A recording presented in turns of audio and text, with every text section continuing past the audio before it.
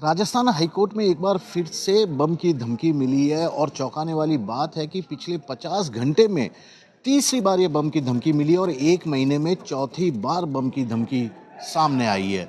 हर रोज Rajasthan high court में इसी तरह से दहशत का माहौल अब सामने आने लगा है, जिसके बाद यहाँ पर देख सकते हैं ये हाईकोर्ट का मुख्य बिल्डिंग है जहाँ पर कोर्ट रूम है, जज वगैरह बैठते हैं, सुनवाई करते हैं और यहाँ पर पुलिस के साथ साथ एटीएस और बम निरोधक दस्ते के तमाम यहाँ पर टीम मौजूद है और सभी वकीलों को यहाँ पर बाहर आने को कह दिया गया है। वकील यहाँ पर बाहर हैं, पुलिस वाले भी आ गए हैं और यहाँ पर ये देखिए स्पेशल फोर्स के साथ साथ एसडीआरएफ की टीम भी यहाँ पर तैनात की गई है। एसडीआरएफ की टीम यहाँ पर मौजूद है।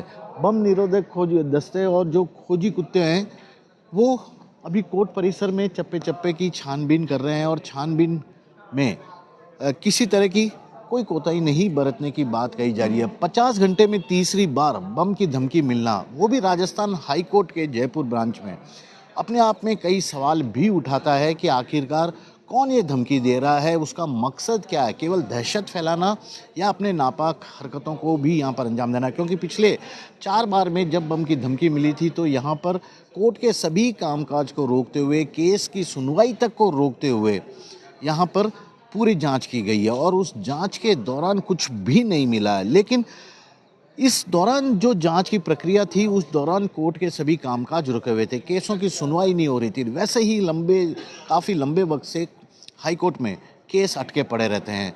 ऐसे में जब उनके इस तरह से फिर सुनवाई नहीं होती है तो पेंडेंसी बढ़ती है। तो वकील लोग यहाँ पर तमाम लोग मौजूद हैं और अब मैं इनसे भी एक बार बातचीत करने की कोशिश करता हूँ। ये वकील है, कोर्ट रूम को पूरी तरह हर जगह खाली करा दिया गया है। ये पुलिस भी यहाँ पर मौजूद है। पुलिस का भी यही काम है कि लोग शांति रखें जब तक, क्योंकि अभी अंदर जांच का काम चल रहा है। तो एक बार जांच हो जाए उसके बाद फिर से सबको कोर्ट रूम में जाने दिया जाएगा। तब तक सभी से सहयोग की अपील कोर्ट प्रशासन ने भी की है, राजस्थान पुलिस के लोगों ने भी की है। सर, ये क्या हो रहा है सर? 50 घंटे में तीसरी बार यहाँ पर यह चौथी बार घटना है। एक महीने में चौथी है। हाई कोर्ट के अंदर ये चौथी बार इस तरह की थ्रेट आई और इससे बिल्कुल प्रूव कर रहा है कि हमारा सिस्टम है वो बिल्कुल फेलियर है। इस प्रकार जो घटना है, हाई कोर्ट है या इतने पूरे राजस्थान की पूरी जुडिशरी यहाँ बैठी है और यहाँ पे खुलेआम जिस तरीके से बाई मेल आप चुनौती दे रहे हैं, तो इसके अलावा फिर जो टेररिस्ट थॉट है वो और क्या करेगी। तो ये, और सेकंड बात ये है कि हमारा 11 तारीख को इलेक्शन है, तो इलेक्शन को देखते हुए तो सारी अव्यवस्थाएं हो जाएंगी और उस दिन अगर किसी प्रकार का कोई मिस फंड हो गया तो उस दिन तो हजारों लोग यहाँ रहेंगे।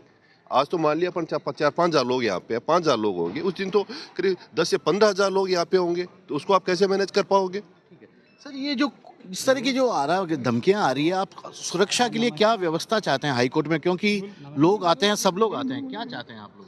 आप देखें कि पिछले लगभग जो 31 अक्टूबर को पहली मेल, उसके बाद में फिर 5 दिसंबर को और आज चौथी बार ये प्राप्त हुई है। सभी अधिवक्ता और मुवक्किल पूरे राजस्थान में कई 100 किलोमीटर चल के, हज़ारों किलोमीटर चल के अपने मुकदमों की सुनवाई के लिए यहाँ पर पहुँचते हैं और यहाँ पर पहुँचकर 10 बजे सुबह एक ही मैसेज कि यहाँ पर बॉम्ब थ्रेट है। बॉम्ब थ्रेट से पूरे मुकदमों की सुनवाई रुक जाती है। जितने भी न्यायबद्ध है वो कोर्टों का काम सब में बंद हो जाता है। तो सबसे जो ज़्यादा पीड़ा का और सबसे ज़्यादा चिंता का विषय है वो मुकदमों की सुनवाई नहीं होना।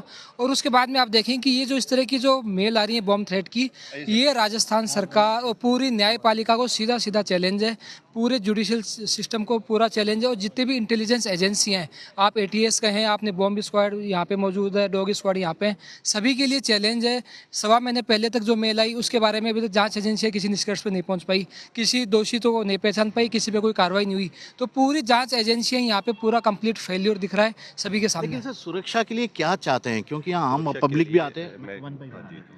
सर, सुरक्षा के लिए यहाँ पे जो भी हाई कोर्ट के अंदर इंटर हो रहा है उसकी जांच वगैरह होनी चाहिए, प्रॉपर आईडी वगैरह होनी चाहिए। हो रहा है ऐसा कुछ? नहीं, ऐसा कुछ नहीं हो रहा है। ये राजस्थान का हाई कोर्ट है, यहाँ पे सुरक्षा के नाम पे कुछ नहीं है। रोज आए दिन यहाँ धमकियाँ मिल रही है। साइबर के अंदर यहाँ पे कुछ भी पूरे इंडिया में इतना सिस्टम डेवलप ही नहीं है कि एक मेल के बारे में पकड़ सके।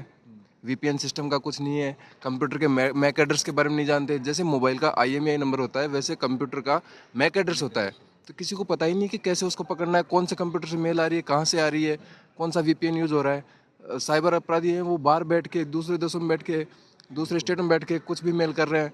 हाई कोर्ट सबसे सेंसिटिव एरिया है, यहाँ पे मतलब इस तरह की मेल आ रही है। आप बता रहे थे सुरक्षा को लेकर। सुरक्षा को लेकर बात है कि बाहर से क्लाइंट्स यहाँ आते हैं, एडवोकेट से आते हैं, किसी प्रकार की चेकिंग नहीं होती, उनके पास बैग होते हैं, सामान होता है, और किसी भी प्रकार का कोई भी व्यक्ति पर्टिकुलर बाहर से आप सुप्रीम कोर्ट की तरफ पे जाइए, वहाँ का बाहर का क्लाइंट अंदर एंट्री नहीं कर सकता जब तक उसकी पूरी जांच नहीं होती, उसका पास नहीं बनता।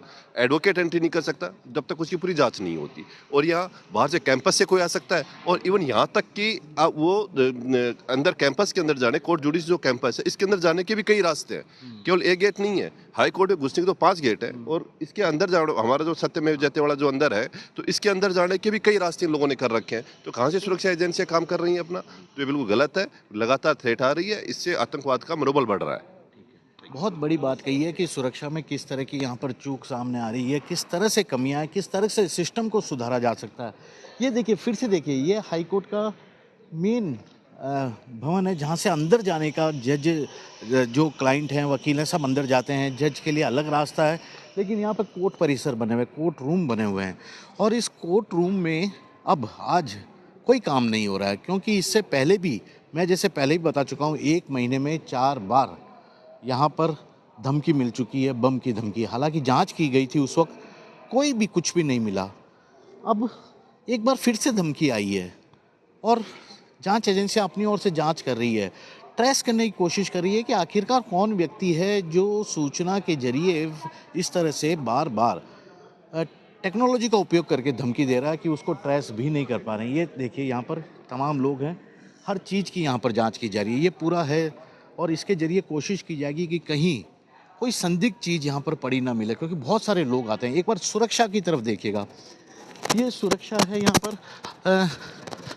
Sir, 1 minute sir. सर, क्या आप बार बार धमकी आ रही है? 50 दिन में तीसरी बार जी, क्या कहना है? किस तरह का बताया कौन ना है? मैंने कुछ मैं जी, कौन है वो हम पता कर रहे हैं। हम सारी जो टेक्निकल असिस्टेंस के साथ जो भी हमारी साइबर एक्सपर्ट्स है वो सब इस पे लगे हुए हैं, और हम जितनी भी इंफॉर्मेशन निकाल करके पिन पॉइंट कर सकते हैं उसके लिए प्रयास जारी है। क्या स्पेशल सिक्योरिटी का अरेंजमेंट किया जाएगा? क्योंकि 1 महीने में चौथी धमकी, 50 घंटे में 3 धमकी। हाईकोर्ट वैसे भी एक्सेस कंट्रोल बिल्डिंग है, इसके ऊपर हम आने वाले दिनों में इस मेल को देखते हुए जो हमें प्रयास करके और एक्सेस कंट्रोल को हमारा मजबूत करना है उसको हम करेंगे, ताकि इस तरीके की मेल आने के पहले भी हमें पता चल सके कि हमारी पूरी एंटी सैबोटाज हो चुकी है। एक आखिरी सवाल सर। सर, अभी तक जो 4 बार धमकी मिली है, उसमें कुछ सुराग मिला है टेक्नोलॉजी के हिसाब से कुछ पकड़ने में? इसमें इन्वेस्टिगेशन जारी है, let us discuss it afterwards. तो ये है पुलिस के अधिकारी जो बता रहे हैं कि इन्वेस्टिगेशन जारी है, जो पिछली धमकियां उन्हें मिली है, और उसके आधार पर अब यहाँ पर वैसे भी यहाँ पर कड़ी सुरक्षा वाला इलाका है, ये बता रहे हैं।